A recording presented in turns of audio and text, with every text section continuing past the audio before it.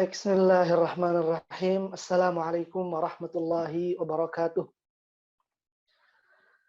Alhamdulillah, alhamdulillahi rabbil alamin. Wassalatu wassalamu ala ashrafil anbiya'i wal mursalin. Nabiyyina wa maulana Muhammadin wa ala alihi wa ashabihi wa man tabi'ahum bi ihsanin ila yaumiddin. Qala Allah ta'ala fil Qur'anil Karim, ya ayyuhalladzina amanu ittaqullaha haqqa tuqatih wa la tamutunna illa wa antum muslimun. وقال أيضا يا أيها الناس اتقوا ربكم الذي خلقكم من نفس واحدة وخلق منها زوجها وبث منهما رجالا كثيرا ونساء واتقوا الله الذي تساءلون به والأرحام إن الله كان عليكم رقيبا رب اشرح لي صدري ويسر لي أمري واحلل عقدة من لساني يفقه قولي اللهم لا سهل إلا ما جعلته سهلا وأنت تجعل الحزن إذا شئت سهلا Allahumma faqihna fid din wa 'allimna ta'wil, amma ba'd.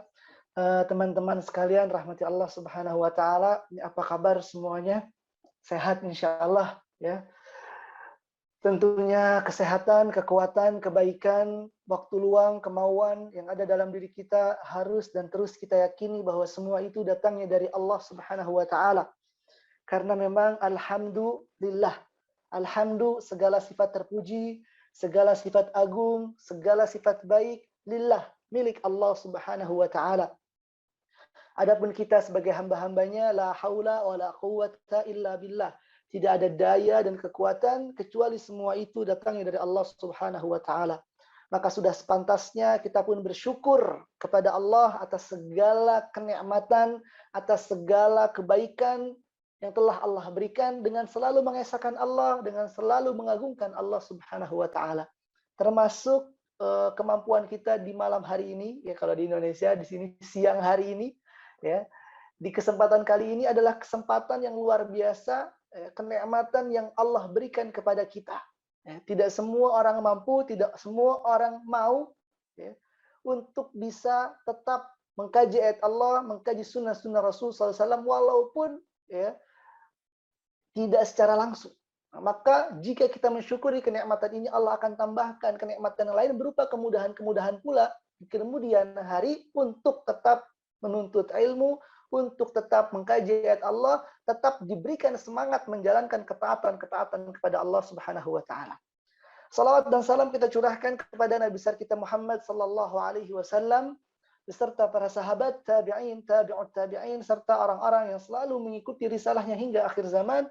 Dan kita berharap kepada Allah Subhanahu wa taala agar diberikan keistiqamahan dalam mencontoh, dalam meneladani Rasulullah sallallahu alaihi wasallam. Teman-teman sekalian rahmati Allah Subhanahu wa taala, Masya Allah yang hadir banyak nih, ramai ya, kalau saya lihat 77 peserta ya di malam hari ini. Ya, di kesempatan kali ini saya diamanahi untuk menyampaikan tentang tafsir surat Al-Kahfi, terlebih khusus sebenarnya di kisah Ashabul Kahfi. Ya, kalau kita lihat dalam surat Al-Kahfi ini terdapat berbagai atau beberapa kisah. Ya, ada kisah Ashabul Kahfi yang pertama, kemudian ada kisah Sahibul Jannatain. Apa itu Sahibul Jannatain? Pemilik dua kebun. Yang mana di sana dia tidak bersyukur kepada Allah Subhanahu wa taala, maka Allah berikan balasan ya, berupa hancurnya kebun yang dia bangga-banggakan. Ya. Kemudian setelah Sahibul Jannatain, kisah yang ketiga yang terdapat dalam surat Al-Kahfi adalah tentang kisah pertemuan Nabi Musa alaihissalam dengan Nabi Khidir. Ya. Sering mendengar kisahnya juga, yang naik perahu kemudian dibolongi begitu ya. Kemudian beberapa kisah-kisah yang sering kita dengar tentang Nabi Musa dan Nabi Khidir, ya. Membangun memperbaiki rumah yang rumahnya itu rusak dan seterusnya. Ya. Kemudian yang keempat adalah kisah tentang Dzulqarnain. Ya, Dzulqarnain ini adalah seorang yang mengitari bumi, yang mengitari dunia dari timur ke baratnya. Ya. Dan itu Allah kisahkan tentang kehebatan Dzulqarnain dalam surat Al-Kahfi. Jadi ada berapa kisah di dalam surat Al-Kahfi? Ada 4 kisah. Ya. Secara garis besar, tadi pertama tentang Ashabul Kahfi. Ya. Kemudian yang kedua tentang Sahibul Jannatain, pemilik kebun. Ya. Kemudian yang ketiga tentang kisah Nabi Musa dan Nabi Khidir, dan keempat tentang Dzulqarnain. Baik teman-teman yang dimuliakan Allah Subhanahu wa taala, ketika kita tahu di dalam surat Al-Kahfi terdapat kisah-kisah yang luar biasa, ya, tentunya seharusnya kita pun semangat dalam mempelajarinya, dalam mentadabburinya, dalam mengkaji surat ini. Ya. Karena sungguhnya telah diperintahkan oleh Allah Subhanahu wa taala bagi kita sebagai hamba-hambanya untuk mempelajari kisah-kisah orang-orang terdahulu, kisah-kisah para nabi dan rasul, kisah-kisah orang-orang saleh, ya, membaca biografi mereka. Sebagaimana dalam Al-Qur'an surat Al-A'raf ayat 176, Allah Subhanahu wa taala berfirman, "Faqsusil qasasa." Maka ceritakanlah kepada mereka. Ya, ini perintah kepada Nabi Muhammad. Ayo Nabi Muhammad, ya Muhammad ceritakan kisah-kisah itu, ya, kepada umatnya, kepada masyarakatnya, agar apa? La'allahum yatafakkarun. Agar Nabi Muhammad agar mereka yang mendengarkan kisah-kisah itu berpikir. Ya, jadi kita pun ketika mendengar kisah-kisah para nabi rasul, otak kita berjalan, berpikir. Untuk apa? Tentunya untuk mengambil faidah, untuk mengambil ibrah, untuk mengambil poin-poin yang ada di dalam kisah tersebut. Ya, sebagaimana dalam surat Yusuf ayat 111 Allah juga berfirman, "Laqad kana fi qasasihim ibratun liulil albab." Sesungguhnya, laqad di sini tuh la itu sungguh, qad itu juga sungguh. Jadi ada dua penegasan di sini. Sungguh-sungguh, saestu begitu ya. Sungguh-sungguh, benar-benar sungguh. Pada diri Rasul Shallallahu Alaihi Wasallam, pada kisah-kisah para nabi Rasul, ibrah, faidah, liulil albab, bagi orang-orang yang Allah berikan akal pikiran yang sehat.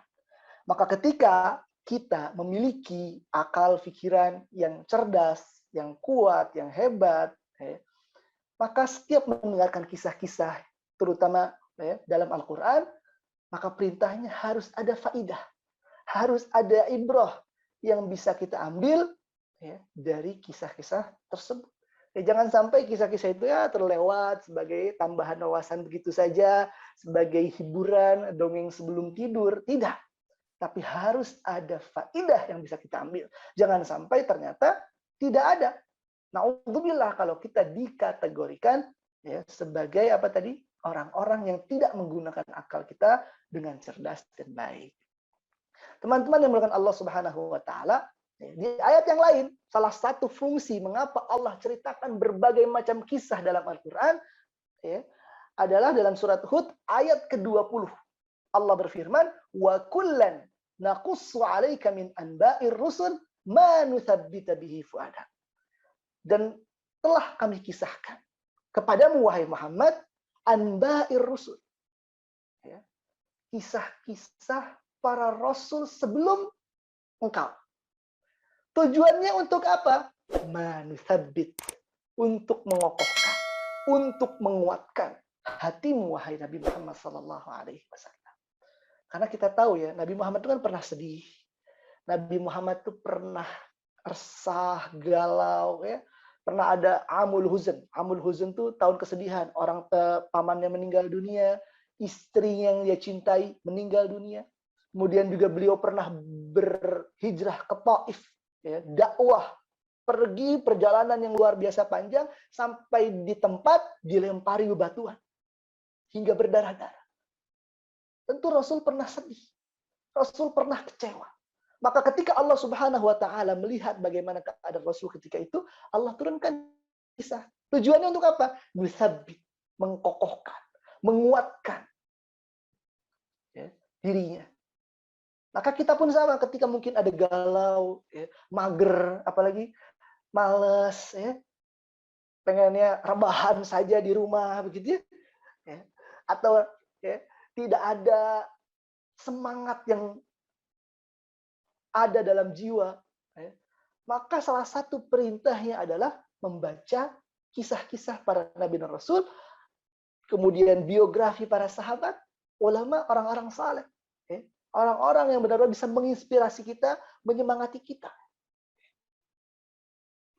Dan kita mulai daripada Nabi dan Rasul berserta orang-orang saleh yang Allah sebutkan dalam Al-Quran. Ya, jangan sampai ternyata, ya, Masya Allah, misalnya apa? Ya, Masya Allah, selebritis kita hafal tanggal lahirnya, kesukaannya, hobinya, nama-namanya, alias-aliasnya tuh hafal, warna kesukaan kita hafal. Sedangkan para nabi, mungkin kita terlewat. Tidak mengetahui kisah-kisah mereka. Sahabat-sahabat, misal 10 sahabat saja yang dijamin masuk surga. Siapa saja mereka? Ya bisa jadi kita terlupa, terlalaikan untuk mengetahui kehebatan-kehebatan mereka. Ya. Maka dimulai dari orang-orang saleh. Agar apa tadi? Kita semangat. Misal kita ambil cerita Nabi Nuh alaihissalam. Nabi Nuh alaihissalam dalam dakwah, beliau berdakwah, semangat mengajak orang lain itu berapa lama? Allah sebutkan alif illa khamsina ama. 1000 kurang 50. Maksudnya berapa tahun? 950 tahun Nabi Nuh berdakwah. Berapa orang yang ikut? Berapa orang yang akhirnya terajak? Berapa orang yang akhirnya mengikuti dan belajar dengan Nabi Nuh? Jawabannya sangat-sangat sedikit. Ada ahli sejarah yang mengatakan bahwa yang mengikuti 80 orang. Bayangin dakwah 950 tahun, yang hadir di pengajiannya, yang hadir di acaranya 80 orang. Dakwahnya berapa tahun? 950 tahun. Terkadang kita baru ngajak orang, gitu ya. Besoknya 5 lagi. Cerita dengan Nabi Nuh. Bayangin, anggap saja setiap 10 tahun yang ikut 1. 10 tahun ngajak, jamaahnya nambah 1. 10 tahun, 2, 3. 800 tahun baru 80 orang. Betapa semangat dan tidak tidak ada rasa malas dalam berdakwah yang ada. Nah, kita mengambil tadi kisah tadi aja udah luar biasa. Yang ikut belum banyak. Walaupun teman-teman yang hadir belum banyak. Ayo sama-sama kita istiqomahi. Itu yang terpenting. Dengan apa tadi? Membaca kisah-kisah orang-orang saleh. Hadirin teman-teman yang dimuliakan Allah Subhanahu wa taala. Dan dalam surat Al-Kahfi tadi ada berapa kisah? Ada 2 kisah yang terdapat dalam surat ada 4 kisah yang terdapat dalam surat Al-Kahfi. Nah, sebelum kita masuk ke dalam pembahasan surat Al-Kahfinya, kita harus mengetahui ada keutamaan yang Rasul Shallallahu Alaihi Wasallam sampaikan tentang surat Al-Kahfi. Ada keutamaan. Dalam sebuah hadis Darda, Abu Darda menyampaikan, barang siapa, man hafidho, barang siapa yang menghafal 10 ayat dari awal surat Al-Kahfi, usima minad dajjal, akan diselamatkan dari fitnah dajjal. Syaratnya apa tadi? 10. Insya Allah semua sudah hafal ya di sini. Insya Allah diusahakan. Kemudian ada yang mungkin, Ustaz katanya 10 terakhir. Memang ada riwayat pula menghafal 10 ayat terakhir surat Al-Kahfi. Terus yang benar yang mana? Monggo dihafalkan bisa 10 ayat pertama atau dipilih 10 ayat terakhir dalam surat Al-Kahfi, atau dua-duanya sekalian dihafalkan. Nggak ribet, selesai.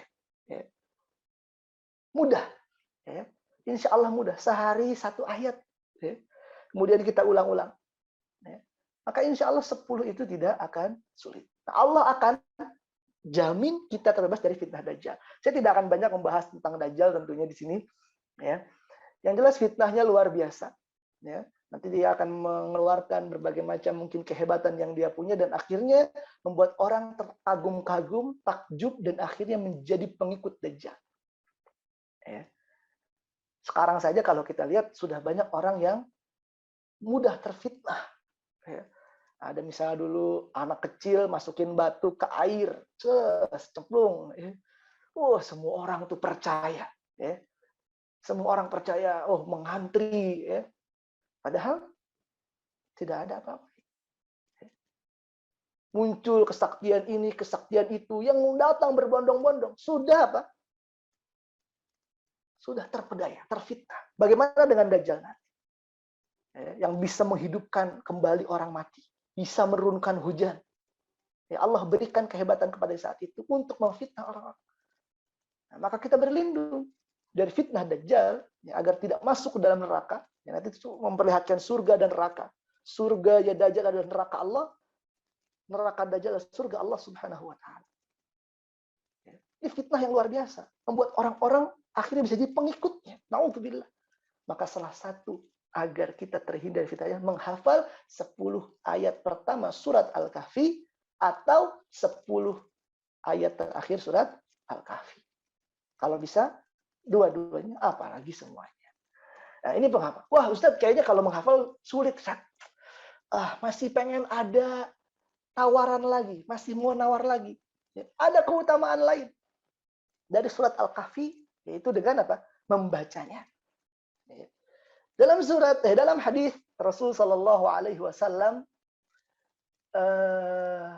bersabda, "Man qara'a, barang siapa yang membaca surat Al-Kahfi, Lailatul Jum'ah, pada malam Jumat, atau dalam riwayat lain Yaumal Jum'ah, hari Jumat. Adha'a lahu minan nur fima bainahu wa baina ma bainal jum'atain." Ya. Allah Subhanahu wa Ta'ala akan menyinarinya dengan nur, cahaya di antara dua Jumat. Maksudnya apa? Jadi Jumat ini kita baca Al-Kahfi, Jumat ini baca Al-Kahfi. Selama antara Jumat, dua Jumat ini, Allah berikan cahaya. Cahaya apa? Para ulama tafsir mengatakan bahwa cahaya ini adalah petunjuk. Di dunia wal akhirah. Di dunia maupun di akhirat. Ya, di dunia maupun di akhirat. Jadi di dunia lancar, di akhirat lancar. Di dunia Allah jauhkan dari kemaksiatan, dan Allah berikan kemudahan dalam menjalankan ketaatan. Itu dengan membaca apa? Surat Al-Kahfi. Ya, jadi sekarang kalau di Indonesia ini sudah masuk malam Jumat. Ya. Kalau di sini kan belum, di tempat saya nih. Jadi sudah bisa dimulai. Jadi nggak harus nunggu besok atau lewat jam 12, tidak harus. Ya. Lewat sudah masuk maghrib, ya, besok hari Jumat itu sudah masuk malam Jumat. Maka ayo dibaca Al-Kahfi. Ada namanya tahfian, baca surat Al-Kahfi. Ya. Diselesaikan, dibaca saja. Ya, tidak banyak. Ya, hanya beberapa lembar, tapi tadi apa? Di dunia Allah selalu berikan petunjuk-petunjuk padanya. Solusi-solusi dari setiap permasalahan. Di akhirat Allah bantu. Nah, ini luar biasa. Dengan membaca surat Al-Kahfi. Jadi memang pas nih, kayaknya sengaja menjadi surat Al-Kahfi, karena memang acaranya malam Jumat. Ya. Begitu Mas Mukhtar, Ustaz Mukhtar. Ya. Masya Allah. Nah, ada balasan lain dengan membaca surat Al-Kahfi juga. Allah bilang, Rasul bilang apa? Adha'alahu minan nur fima bainahu wa baina baital atiq. Allah akan berikan padanya sinar, ya, cahaya antara dirinya dengan Baitul Atiq. Apa itu Baitul Atiq?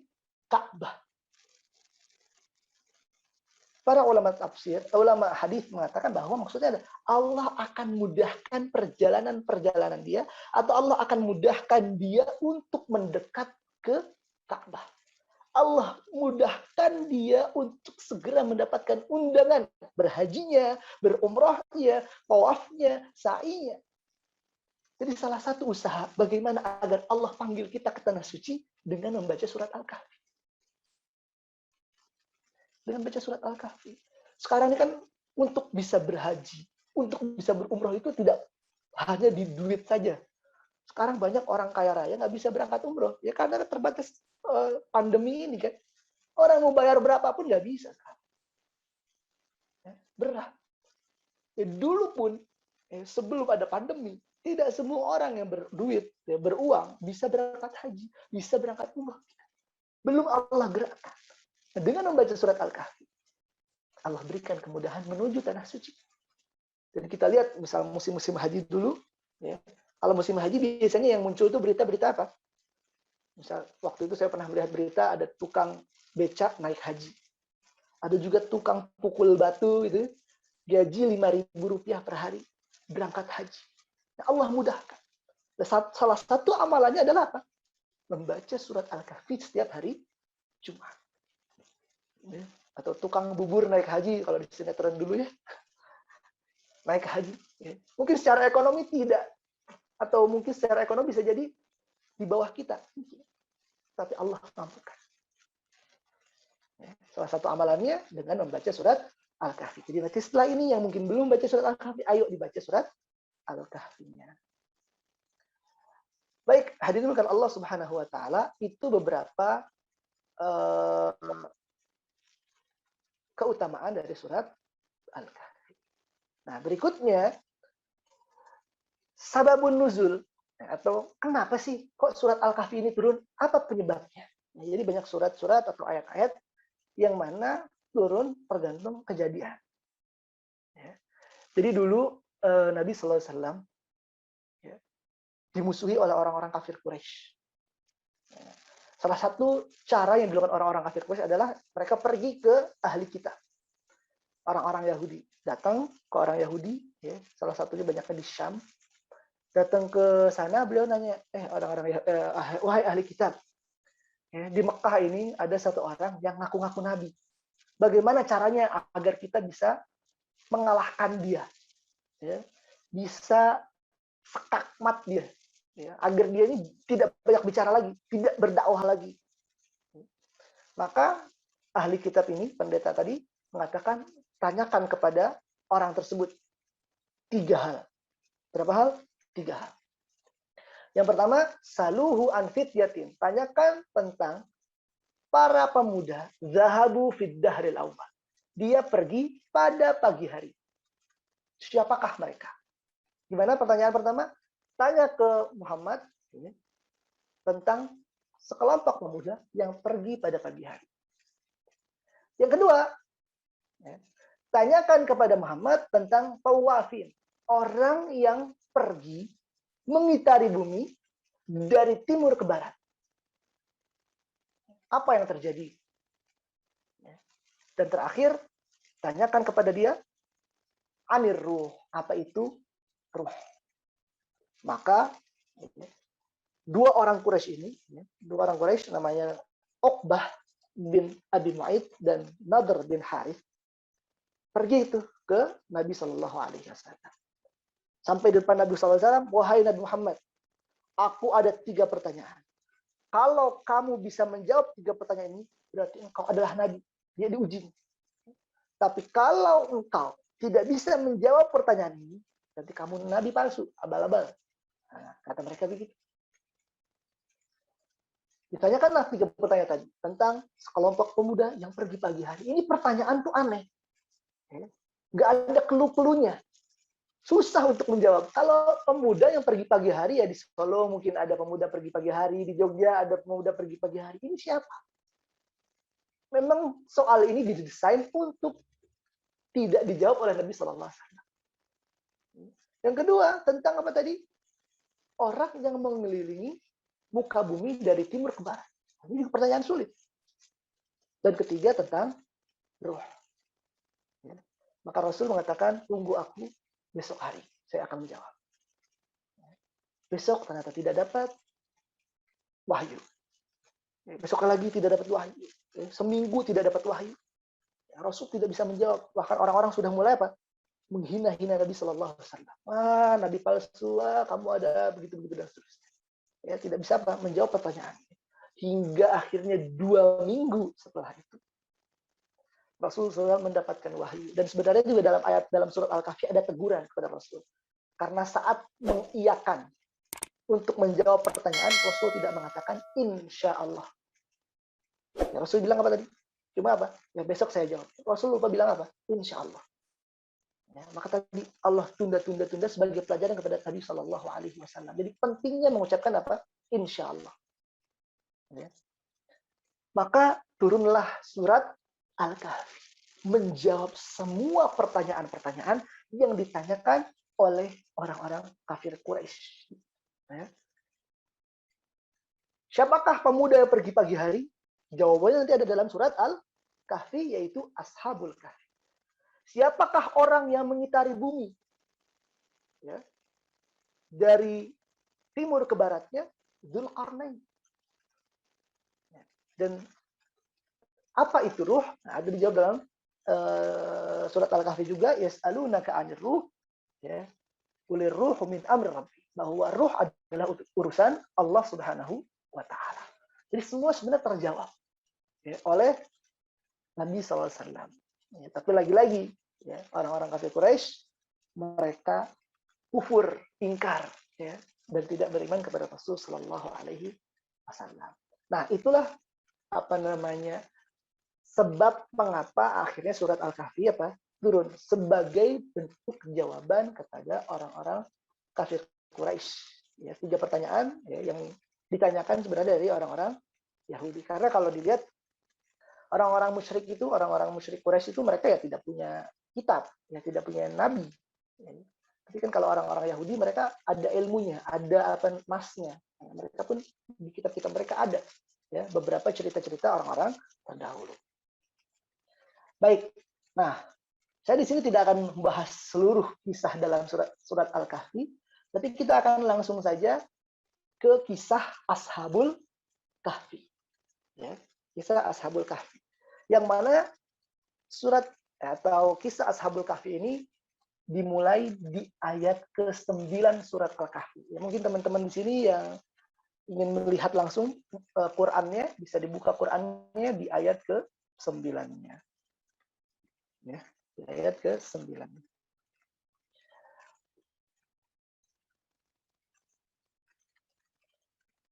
Baik, sudah mungkin dibuka, ya. Saya langsung baca terjemahannya aja, ya. Nanti kalau mungkin saya baca ayatnya bisa jadi terlalu panjang, ya. Tak terasa, ternyata sudah berjalan waktu begitu cepat. Di ayat ke-9 Allah Subhanahu wa taala berfirman, "Apakah engkau mengira bahwa orang yang mendiami gua dan Rakim itu termasuk tanda-tanda kebesaran Allah yang menakjubkan?" Maksudnya apa? Baik orang-orang, kamu mengira bahwa kisah Ashabul Kahfi ini mengejutkanmu, membuatmu takjub? Iya, tentu kisah Ashabul Kahfi sangat mengejutkan. Tapi di sini Allah ingin memberi kabar kepada Nabi SAW bahwa banyak loh kisah-kisah yang lebih mengagumkan dibandingkan kisah Ashabul Kahfi. Yang tidur, ya, kemudian Allah bangunkan. Masih banyak. Penciptaan langit dan bumi. Ya, penciptaan manusia ini menakjubkan. Ya, Isra Mi'raj Nabi Sallallahu Alaihi Wasallam itu menakjubkan. Jadi sesungguhnya banyak sekali kisah-kisah berupa keagungan Allah Subhanahu wa taala. Ya. Allah tunjukkan kepada kita kehebatan Allah Subhanahu wa taala selain kisah Ashabul Kahfi. Kisah Ashabul Kahfi menakjubkan. Tapi jangan sampai kita mengingkari atau melewatkan masih banyak kehebatan-kehebatan Allah Subhanahu wa taala yang telah Allah kisahkan. Nah, di ayat ke-10 Allah mengatakan, "Ingatlah ketika ada pemuda-pemuda yang berlindung ke dalam gua. Lalu mereka berdoa, ya, Rabbana atina min ladunka rahmah wa hayyi lana min amrina rasyada." Ya Allah, ya Tuhan kami, berikanlah rahmat kepada kami dari sisimu dan sempurnakanlah petunjuk yang lurus bagi kami dalam urusan kami. Ya. Jadi ketika masuki gua, ya, Ashabul Kahfi ini apa? Berdoa kepada Allah untuk diberikan rahmat, untuk diberikan petunjuk. Berdoa. Setiap ada permasalahan, berdoa kepada Allah Subhanahu wa taala. Dan dalam Al-Qur'an, Allah dalam doa mereka adalah rahmat, kasih sayang, perlindungan Allah yang mereka minta. Perlindungan Allah ini berupa apa saja? Ya dunia maupun akhirat. Kita perlu itu. Terkadang kita minta dunia lagi, lupa minta akhirat. Lupa untuk diberikan petunjuk agar mudah dalam menjalankan ketaatan. Nah, mereka ini Ashabul Kahfi berdoa kepada Allah Subhanahu wa taala agar diberikan perlindungan dan berikan petunjuk agar mereka selalu dalam ketaatan. Nah, kemudian di ayat 11, "Fadarabna," maka kami tutup telinga mereka di dalam gua selama beberapa tahun. Jadi mereka tutup telinga ini maksudnya apa? Allah tidurkan, dan salah satu cara agar mereka tidur nyenyak adalah dengan menutup telinga mereka dari suara-suara luar. Jadi benar-benar apa? Dia tidak akan mendengar suara apapun ketika mereka apa? Tidur. Ketika mereka tidur. Allah tutupkan. Kalau kita kan sering bisa tidur masih dengar suara-suara, mungkin ada yang ketika tidur ada orang gosipin kita, masih kedengeran gitu ya. Tidur bahkan kadang-kadang kita kaget sama suara dengkuran kita sendiri yang ngorok kita, kaget dia masih denger gitu ya. Nah, ini Allah tutup telinga mereka agar mereka tenang dalam tidurnya. Ya, jadi benar-benar mereka Allah tidurkan beberapa tahun. Nanti kita lihat di ayat-ayat berikutnya berapa lama mereka tidur. Ya. Tsumma ba'atsnahum. Kemudian di ayat berikutnya ayat 12, Allah bangkitkan mereka. Ya, lina'lama, ya, agar kami tahu ya, manakah di antara kedua golongan itu yang lebih tepat. Maksudnya dalam menghitung hari. Ini kira-kira nih orang itu berapa lama nih tidurnya. Ashabul Kahfi ini berapa lama tidurnya. Dan kita semua tahu berapa lama tidurnya? 309 tahun. Nanti di ayat 25 tuh ada. 309 tahun. Mereka apa? Tidur. Jadi ini sebagai mukaddimah. Allah pengen cerita mukaddimah dulu nih. Ada Ashabul Kahfi, ya, orang-orang, sekelompok pemuda. Nah, berapa orang jumlahnya? 7 orang. Ya, jumlahnya berapa? 7 orang. Dan 1 ekor anjing. 7 orang ini Allah tidurkan mereka 309 tahun, kemudian Allah bangkitkan kembali.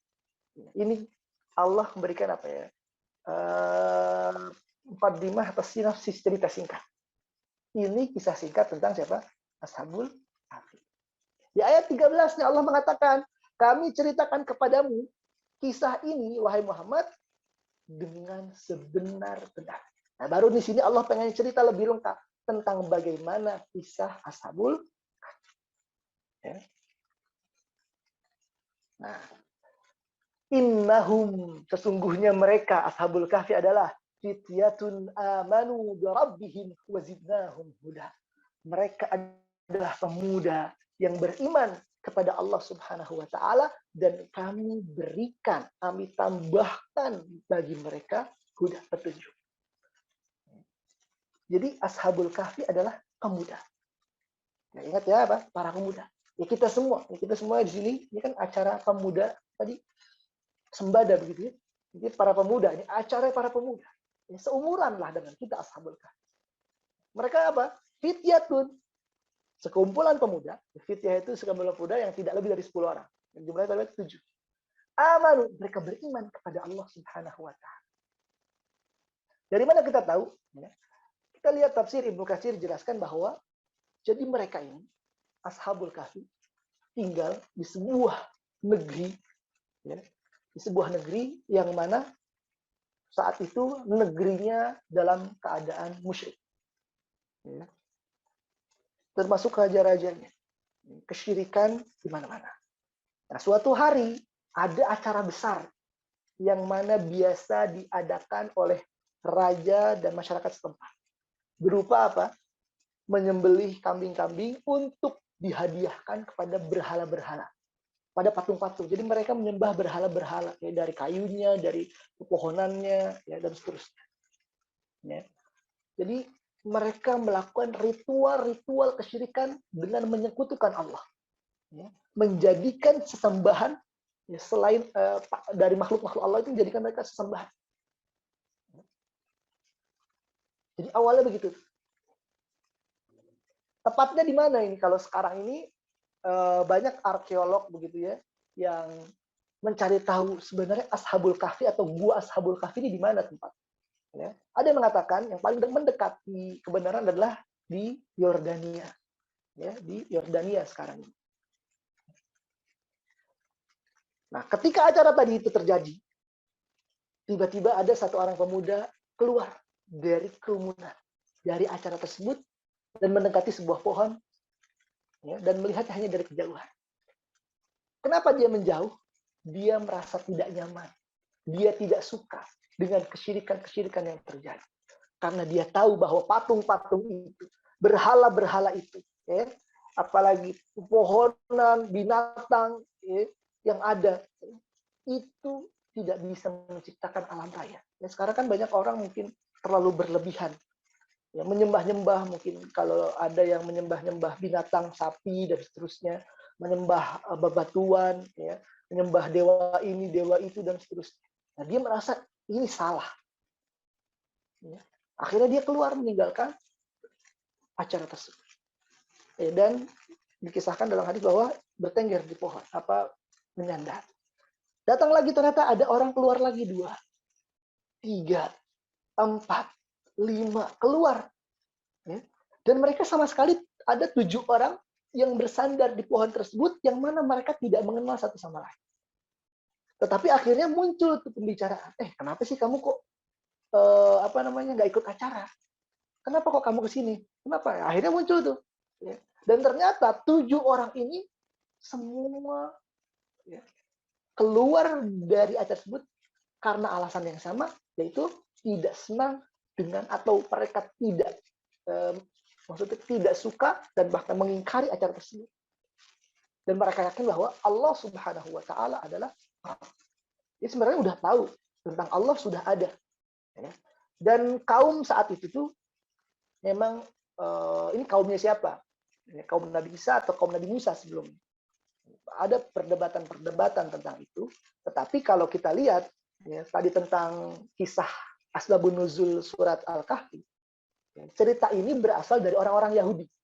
Berarti, ya, saat itu atau kumpulan ini termasuk dari umatnya Nabi Musa alaihissalam. Mereka tahu Allah, tapi tadi mereka menyekutukannya. Sama seperti sekarang juga banyak orang-orang tahu Allah, ya, tapi berbuat syirik kepada Allah Subhanahu wa Ta'ala.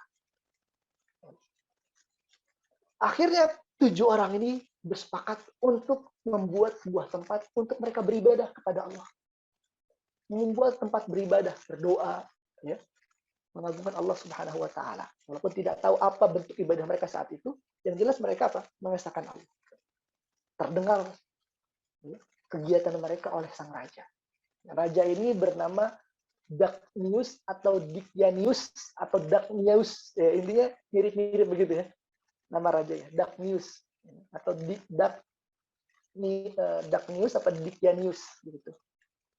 Dipanggil oleh sang raja. Kenapa kamu melakukan ini? Kenapa kamu tidak ikut acara-acara kami? Apa jawaban mereka? Rabbuna, ayat 14-nya, Rabbus samawat. Tuhan kami adalah Tuhan langit dan bumi, yang mengatur langit dan bumi, yang menciptakan langit dan bumi. Rabb, semesta alam, bukan batu, bukan kayu, bukan hewan-hewan, itu bukan. Dan saat itu para pemuda, ya, bertanya, coba buktikan kalau memang berhala-berhala itu adalah yang menciptakan langit dan bumi. Maka tidak ada yang bisa menjawab. Rabbuna Rabbus samawat, lan nad'u min dunihi ilaha. Kami tidak akan meminta kepada selain Allah Subhanahu wa Ta'ala. Tidak akan meminta ke berhala-berhala itu. Tidak akan. Karena mereka memang tidak bisa apa-apa. Dan lagi-lagi raja tidak bisa apa? Tapi karena gengsi dan seterusnya, akhirnya sang raja memberikan hukuman berupa memerintahkan prajuritnya, ya, pengawal untuk melepaskan pakaian-pakaian 7 pemuda. Kok dilepaskan pakaian ini? Ya. Jadi pemuda ini adalah orang kaya. dari golongan bangsawan. Dari golongan bangsawan. Ketika pemuda ini datang ke tempat raja, raja melihat, oh ini bangsawan, bajunya keren-keren. Ya, kalau ditanya berapa outfit lo begitu, kalau sekarang kan banyak berapa outfitnya, harganya, wah gitu. Baju berapa ini, mahal. Ya. Baju-baju mahal, baju-baju kebangsaan, ya. Baju-baju bangsawan, baju-baju bangsawan. Maka raja mintakan ganti dengan pakaian orang-orang miskin, pakaian jelek ganti. Mereka dengan ya diterima. Semua fasilitas yang diberikan dicabut. Dan raja memberikan kesempatan. Udah, kamu boleh pergi. Ya sekarang berpikir, mau balik lagi nggak ke agama kami, atau masih tetap dengan keyakinanmu. Nah, kesempatan inilah ya digunakan oleh 7 orang pemuda untuk lari. Ya, untuk apa? Lari. Meninggalkan negaranya dan bersembunyi di mana, di gua. Saya nggak usah baca satu-satu ya ayatnya, sebenarnya nanti saya singkat aja ceritanya. Ya, jadi Ashabul Kahfi tadi akhirnya bersiap untuk pergi ke sebuah gua yang sudah mereka sepakat. Jadi mereka meninggalkan tempat yang mereka cintai. Mereka meninggalkan kemewahan yang selama ini mereka rasakan untuk apa? Untuk Allah Subhanahu wa taala. Ini Ashabul Kahfi. Ya. Raja mungkin di awal melihat, ya, ini anak-anak muda nih. Ya. Anak-anak muda paling kalau fasilitasnya dicabut, kenyamanan diambil, ya, mereka akhirnya balik lagi. Ternyata tidak.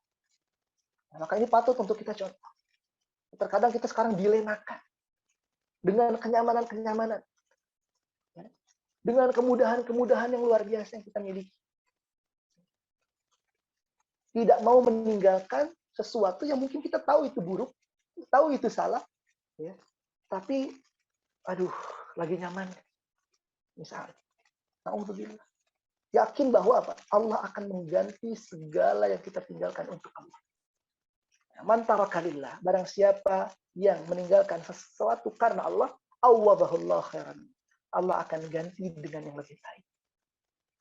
Mungkin ada yang tahu sebuah pekerjaan ini, saya pekerjaannya haram, iya saya tahu ini pekerjaan haram. Tapi ya cicilan saya masih banyak nih. Nantilah kalau cicilan udah selesai, saya baru tinggalin nih pekerjaan. Ada orang-orang begini, udah tahu itu buruk. Maka yakinlah seperti mana Ashabul Kahfi meninggalkan segala macam kenikmatan-kenikmatan untuk Allah Subhanahu wa taala. Teman-teman yang dimuliakan Allah Subhanahu wa taala, ya, akhirnya masuklah tuh Ashabul Kahfi dalam gua. Gua ini ceritakan gua yang luas, mataharinya bagus, ya. Dan ketika mereka masuk, Allah tidurkan mereka. Dengan apa tadi? Ditutup telinganya. Ya, kemudian apalagi? Maksud dari pendengaran-pendengaran, Allah berikan cahaya. Jadi gua ini tuh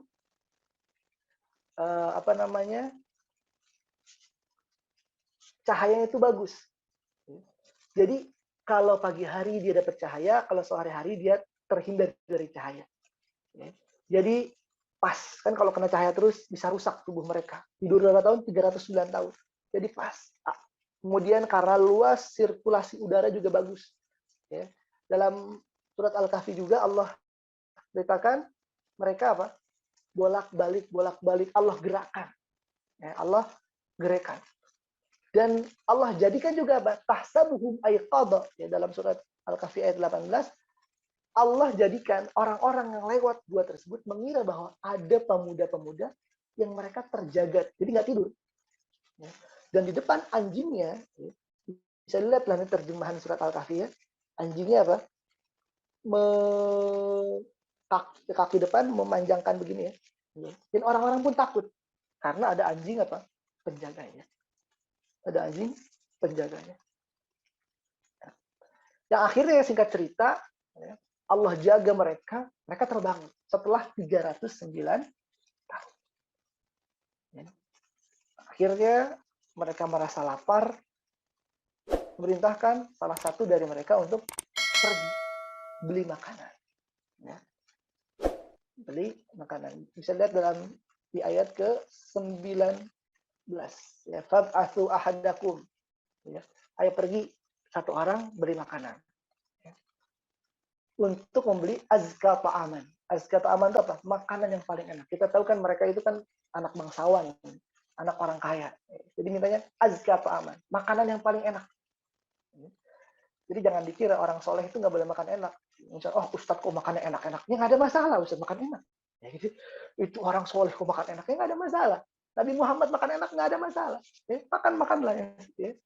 Yang jelas apa? Secukupnya. Ya. Mereka milih makan enak. Nah, ini dalil bahwa kita boleh makan enak. Ya. Kemudian apa? Wal yatalattaf, pelan-pelan keluarnya. Jangan sampai ada orang yang tahu. Innahum iyadharu alaikum yarjumukum au yu'idukum fi millati. Kalau nanti kamu ketahuan, niscaya mereka, raja tadi Daknius akan merajam kita semua. Nah, pergilah tuh satu orang. Kalau dalam tafsir Ibnu Katsir dikatakan bahwa yang pergi ini namanya Daksus. Namanya Daksus. Pergi tuh dia ke pasar. Pelan-pelan. Dan sebelum keluar juga dia udah ganti pakaian. Sudah siapin biar tidak terlihat. Sampai di pasar, ya setelah perjalanan dia merasa ini saya gila apa gimana atau saya masih mimpi begitu ya. Karena banyak sekali perubahan-perubahan yang terjadi. Ini ada apa? Ini ada apa? Ini saya mimpi, oh bener nih. Bayangin, kita ninggalin kampung halaman 10 tahun aja, sudah banyak perubahan yang terjadi. Nah, ini 309 tahun ditinggali. Dan mereka mengira bahwa mereka hanya satu hari saja mereka tertidur. Semalam bahkan. Nyampe di tukang jualan mau beli, dia keluarkan uangnya. Ternyata uangnya tidak diterima. Oh ini uang lama ini. Kasih beli toko sebelah juga sama. Akhirnya orang-orang berkerumun. Ini dapat dari mana nih uang ini? Ya mungkin kalau kita gambarnya udah beda ya. Bukan Soekarno Hatta lagi begitu ya. Udah ada gambar-gambar yang lain. Ada raja-raja baru yang muncul. Wah, kamu dapat harta karun di mana? Akhirnya dia cerita apa yang terjadi. Dan sesungguhnya orang-orang di sekitar itu mereka sudah tahu tentang kisah Ashabul Kahfi. Ya. Akhirnya raja datang dan raja udah muslim nih. Raja udah muslim, bertemu dengan Ashabul Kahfi dan Allah kembali setelah pertemuan itu Allah matikan mereka dan Allah kisahkan Ashabul Kahfi dalam Al-Qur'an. Dan sesungguhnya kalau kita ambil pelajaran banyak banget, banyak sekali tadi bagaimana perjuangan mereka dalam menjaga keistiqamahan. Kemudian yang kedua, bagaimana Allah Subhanahu wa taala menyatukan hati-hati orang-orang yang memang condong pada kebenaran. Itu nggak disengaja. Ya, mereka tidak suka Allah kumpulkan. Dalam Al-Qur'an Allah berfirman, arwahun junudun mujannadah. Sebenarnya ruh-ruh kebaikan itu akan Allah kumpulkan. Kalau memang itu orang buruk, akan dikumpulkan dengan buruk. Orang baik, niatnya baik, Allah akan kumpulkan dengan orang baik. Ya, maka jadikan hati-hati kita adalah hati yang baik agar kita dikumpulkan dengan orang-orang yang baik. Ya. Kemudian juga salah satu faedah yang bisa kita ambil adalah anjing, ya, seekor anjing yang membersamai mereka. Allah sebut dalam Al-Quran. Wa kalbuhum wa kalbuhum. Nama kita aja nggak disebut dalam Al-Quran. Ini anjing disebut dalam Al-Quran. Kenapa? Karena membersamai orang-orang saleh. Membersamai orang-orang baik. Bagaimana kita jika kita berteman dengan orang-orang baik? Sedikit banyak pasti akan terkena imbas yang baik. Maka sebagai pemuda, ya mungkin sekarang remaja masih mudah untuk diajak dan seterusnya, atau semangatnya luar biasa. Ketika kita punya komunitas orang-orang baik, insya Allah semangat-semangat itu yang menggebu itu akan tersalurkan kepada hal-hal yang baik. Ya. Dan faedah berikutnya juga, ketika mendapat lingkungan buruk, kemudian kita berusaha untuk mendakwahi mereka, ya, ternyata nggak bisa. Ya. Maka apa? Berpindah. Cari lingkungan yang baik. Cari tetangga yang baik. Cari komunitas yang baik. Kalau tahu ini komunitas buruk, kita tidak bisa merubahnya dan takut kita terubah, maka carilah komunitas yang baik. Baik, insya Allah, ini saya jujur tiba-tiba sudah di sini jam 5 ya, di Indonesia sudah jam 9. Tak terasa ini, Masya Allah. Jujur masih banyak yang sebenarnya pengen sekali disampaikan, ini baru ceritanya. Jadi tadi singkat-singkat aja beberapa faedah yang bisa kita ambil. Jadi lingkungan baik itu penting sekali ya. Dan kita lihat Rasul pun dulu ketika di Mekah hanya bersama para sahabat, di Mekah nggak bisa dakwah, susah, berat. Akhirnya pindah kemana? Ke Madinah. Allah dia dapat perintah dan Rasul dapat perintah dari Allah untuk pergi ke Madinah, berhijrah, mencari tempat yang lebih baik, lebih menerima untuk dakwah dan kebaikan kita. Dalam bahasa Arab mengatakan aljar qabladar, tetangga baru rumah. Kadang-kadang kita kan nyari spesifikasi rumahnya dulu. Padahal kita lupa nanya ini lingkungan gimana, tetangga gimana. Nah, maka sesungguhnya tetangga-tetangga itu yang harus kita perhatikan terlebih dahulu. Fasilitas ya, yang menunjang kebaikan kita. Baik, mungkin itu secara ringkas ya tentang insya Allah ya tentang Ashabul Kahfi atau tadi tafsir surat Al-Kahfi yang mana lebih terkhusus ke Ashabul Kahfi.